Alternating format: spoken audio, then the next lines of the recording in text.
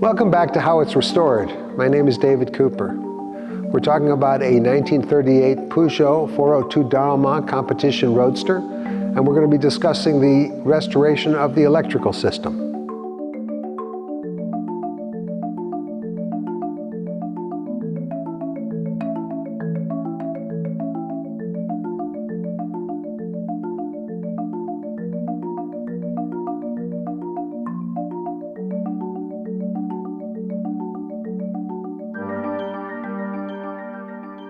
So when we got this car and we started to disassemble the body and we took off the body panels, we started to get into the mechanical work. And the chassis wasn't too bad. The chassis was reasonably good. The question was what to do with the engine, what to do with the radiator, what to do with the gearbox and some of the other pieces that were on the car, the steering. And we ended up restoring all of those things.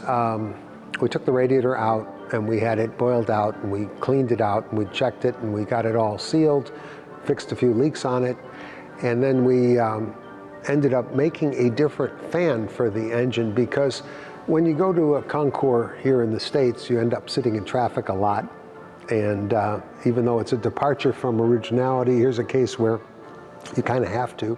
So there's a 6-bladed fan instead of the stock 3-bladed fan, which was inadequate to use at the concours. We went through the water pump and the engine. We did the whole bottom end of the engine, replaced the cylinder liners.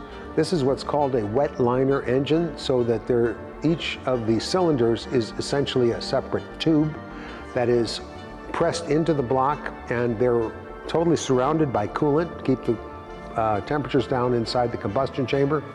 So we took that all out, remade the liners, made new pistons, new rings, put all that together on the engine. The crank was fine, we were able to use that, the bearings, put that together with the cylinder head, which was the original head on the engine. And this is an interesting thing, because the cylinder head has a number stamped in it, and that number correctly has to match the chassis number and the number of the car, 400248. And we all studied it and decided that the number on the engine was 400243. And I just recently learned, and this is, shows you that you never stop restoring things or learning things, that the actual number we have is 248. 400248 is the correct engine, and it is the correct original engine in the car, and that what I thought was a 3 at the end was just a badly stamped 8 from the factory, and the guy who stamped those numbers always stamped partial numbers. I think what caused this engine to wear more than anything was sitting, much more than the competition use. Because I mean, when it comes down to it, I don't think, unless you over rev the engine and blow something up, you're really not as hard on it in competition. You take care of it. It's not as hard as just letting the engine sit outside with water in it and start to deteriorate, which is exactly what happened to this engine. We had to fix it. We fixed everything in it, but there was nothing like, there were no cracks in the engine block. There was no problem really in the cylinder head.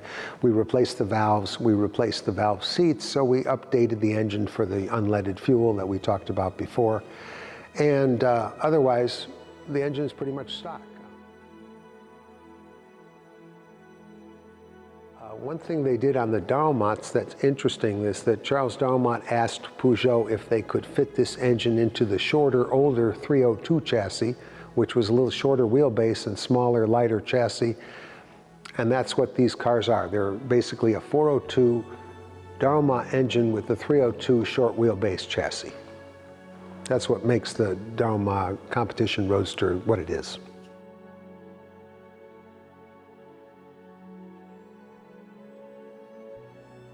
A internal combustion engine, gasoline engine, basically burns a mixture of fuel and air. And the best ratio of those two things is about 14 point something to 1 air to gas. And so a carburetor's design is to mix the fuel in that ideally in that ratio, and then have the fuel is then sucked into the engine when the engine produces vacuum. So when the piston goes down, it produces vacuum. The air-gas mixture mixed in the carburetor gets sucked into the combustion chamber. The piston comes up, compresses that air-gas mixture, and once it's compressed, spark ignites it and it explodes. When it explodes, it pushes the piston back down, and that's how the power is made in the engine.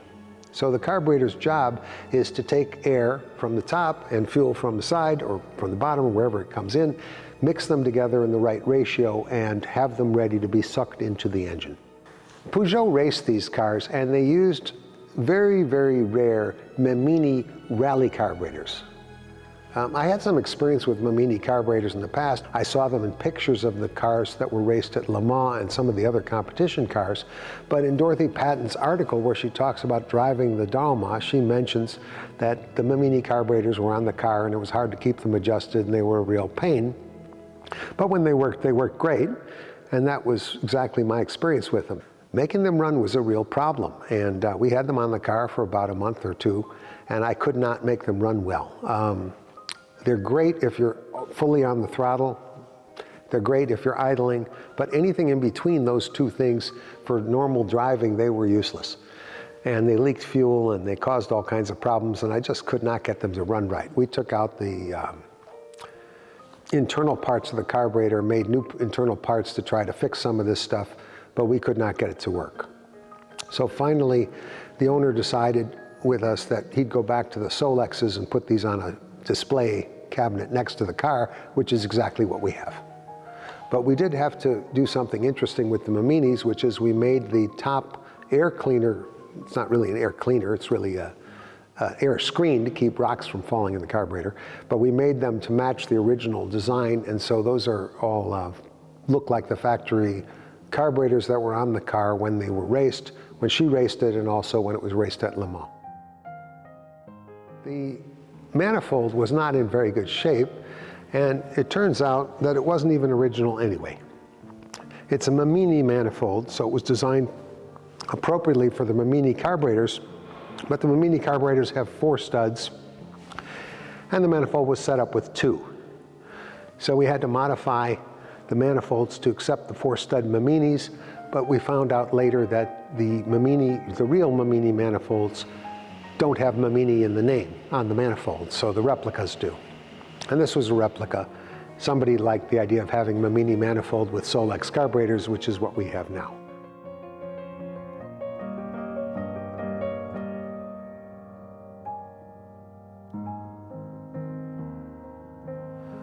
Now we've just talked about the chassis and about the engine and some of the front under hood mechanicals. Now let's take a look at the transmission, the special Kotal gearbox, the clutch, and some of the other mechanicals that are in this car.